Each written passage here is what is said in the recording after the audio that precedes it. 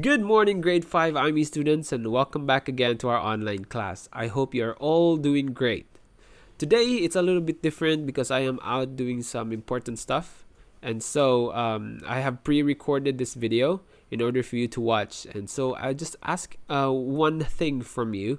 Please participate and cooperate to the substitute teacher and do as he or she says. Okay? So, yesterday we have talked about how to use place value blocks in adding and subtracting decimals. And when you're adding decimals, you know that you can just combine the place value blocks and then regroup when you can to find the final answer. And when subtracting, you can regroup first the place value blocks and then take away those necessary number of blocks and then count the remaining, and that will be your difference. Okay, so and we all know that using place value blocks in adding and subtracting, it's not the most efficient way. Actually, it is very impractical to use that in your everyday lives because it will take a lot of time making the blocks and drawing and doing all those stuff. Is there an efficient way in how to add or subtract decimals? Let's find out in this first example. Here we go.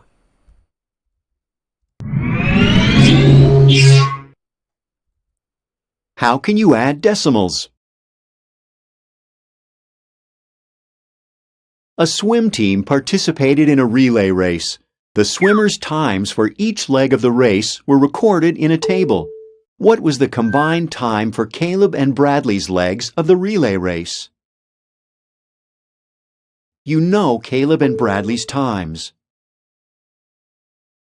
You can add to find their combined time.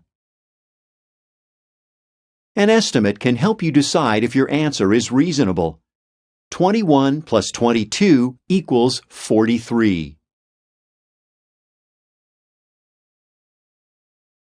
Just like with whole numbers, line up the add-ins by place value.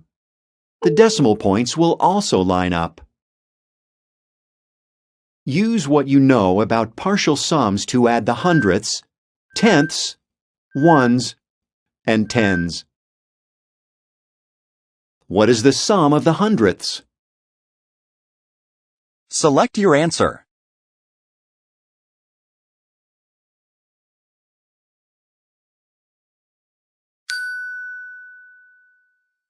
Nine hundredths plus 9 hundredths equals 18 hundredths.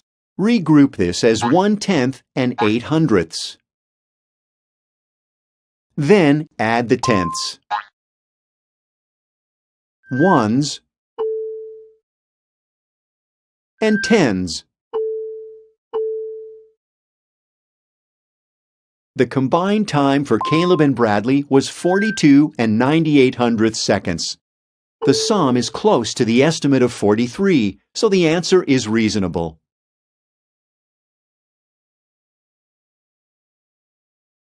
All right, so that is how you are going to add decimals efficiently. So you can use the partial sums or partial sums as a strategy. Now, is there any other way in how to add, or is there any other strategy in how to add decimals?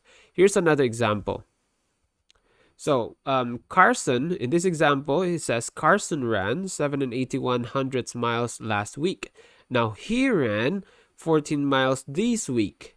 How many miles did he run in the 2 weeks? So what shall we do? Of course, we are going to add it. Okay? Now, so to add it, first, you can use properties and the number line to find the sum. So let's look at the properties first.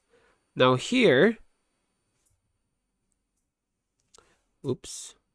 Carson, we are going to add those two numbers, right? So we can use the commutative property. If you write down 7 and 81 hundredths first plus 41, you can use the commutative property to change their order. And why do we need to change the order? Here is why. Look, because you need to break apart the 7 and 8100ths into 7 plus 8100ths. And from that, you're going to use the associative property to change the grouping into 14 plus 7. And after that, you can add the whole numbers. How much do you think would be the answer for that? How much is 14 plus 7? Think. Correct. The answer, the answer is 21. And then these 8100ths, you just carry it over here. And then, obviously, if you add 21 and 8100ths, what should be the answer? Correct. That will be 21 and 8100ths. Therefore, Carson ran 21 and 8100ths miles in all. Now, how does it look like in a number line? It would look like this. So you can see here on the right side, bottom right side, you started from 14 and then you added 7. So you got 21. And then you added 8100ths more. Therefore, you got 21 and 8100ths. That's just it. Okay? So you can either use the algorithm or the partial sums. Actually, that partial sums a while ago, you can just simplify that. I'll show you later in the guided practice how to add efficiently. Okay, so this time, let's go to our guided practice. I want you to open your book on page 59. Page 59. So for the substitute teacher, please pause this video and wait for the students to be on that page. If you are ready, students, please say ready in the chat box. So now pause this video.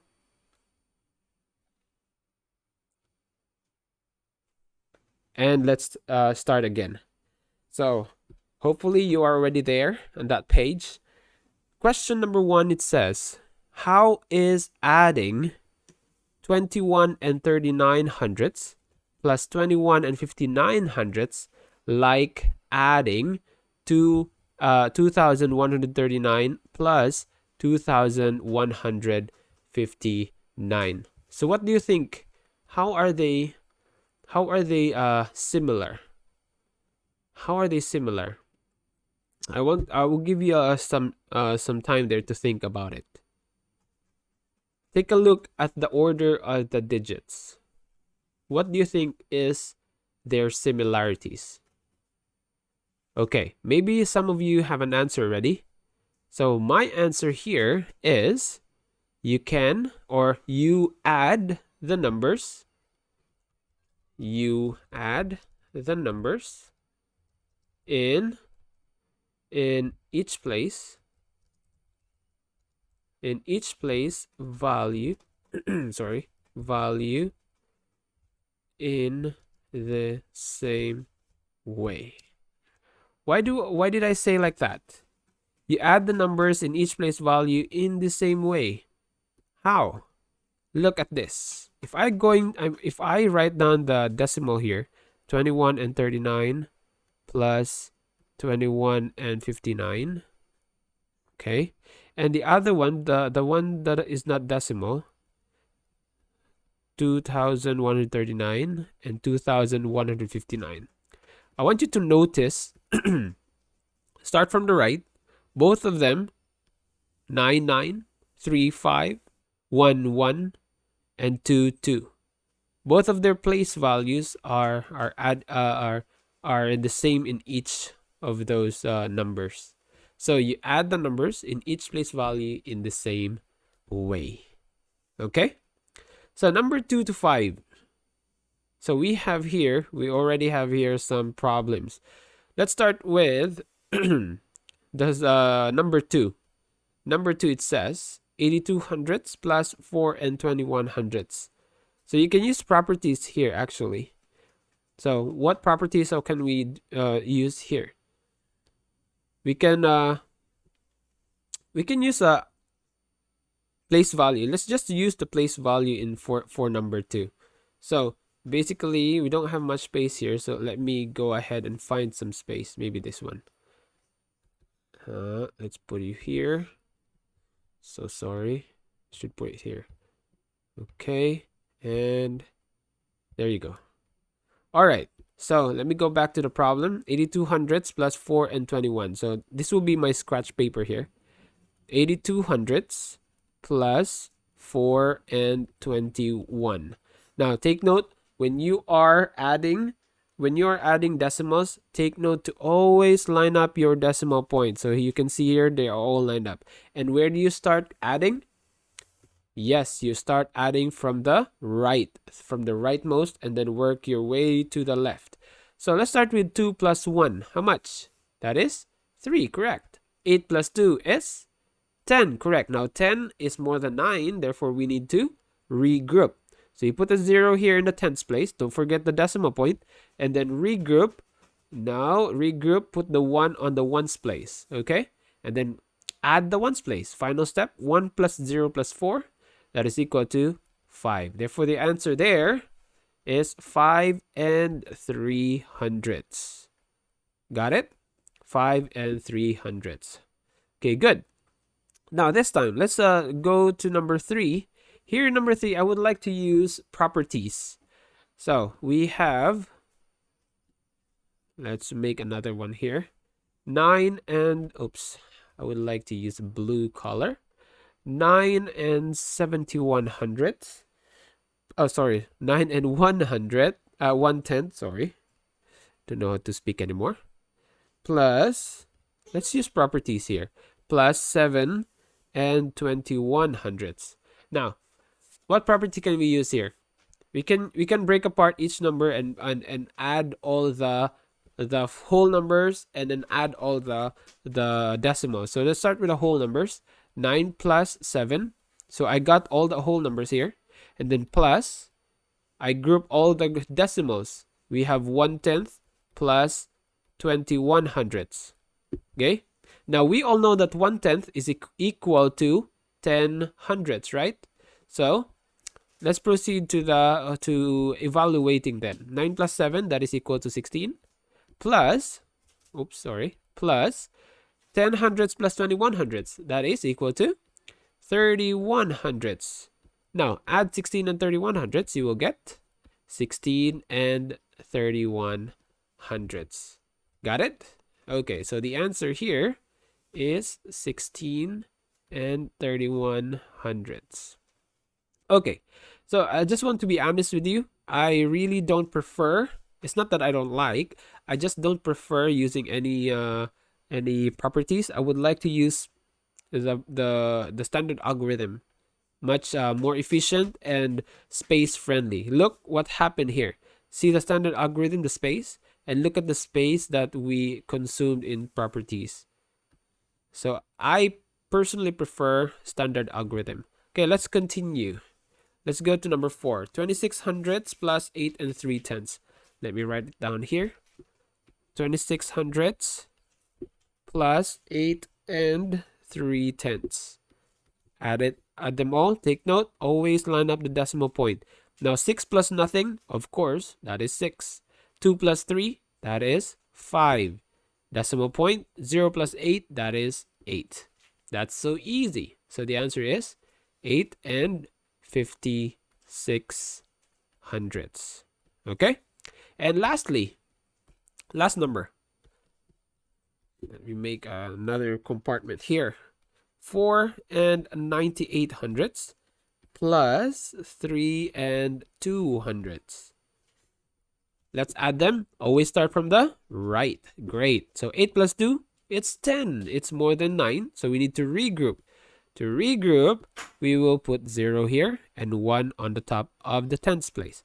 And then add the tens place. 1 plus 9 plus 0. That's 10 again. So we put another 10 and regroup. 1 plus 4 plus 3, that is equal to 8. So the answer here is 8.00 or just equal to 8. Do we need to put those 0.00s? No, actually we don't need that. Okay? That's it for our guided practice. I hope you don't have any question. By the way, if you have any questions to this, you can just reserve it for tomorrow because I'll be in the class tomorrow. Okay? Now, this time, since we're done with the guide practice, let's go to the independent practice. Where's the independent practice? There you go. So I'll be giving you just use maybe 10 minutes or 15 minutes, or maybe how many minutes will be left in your class. Use that remaining time to answer the independent practice. Okay? Hopefully there will be time. And teacher, can you please pause this video? And because after this I will be revealing the answers for the independent practice. Okay? Pause the video right now.